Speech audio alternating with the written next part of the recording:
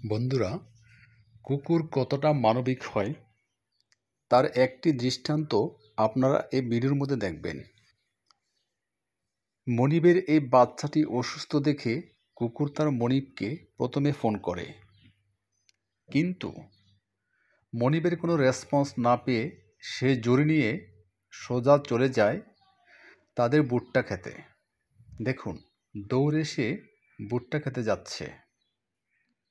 ভুট্টা ক্ষেত থেকে সে মুখ দিয়ে ভুট্টা সংগ্রহ করে জুড়ি দিয়ে সেটি বাজারে নিয়ে যাবে।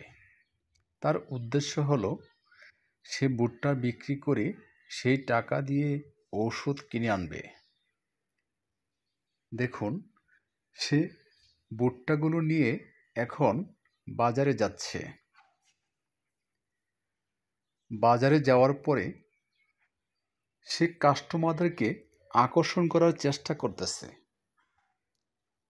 দেখুন, একটি মহিলা তার ভুট্টাগুলো কিনে নিল। কুকুর একটি প্রভুভক্ত প্রাণী। প্রাচীনকাল থেকেই কুকুরের এই প্রভুভক্ততা সারা বিশ্বে প্রমাণিত। এই মহিলার কাছ থেকে টাকা নিয়ে এই পোষা কুকুরটি চলে গেল ঔষধের দোকানে।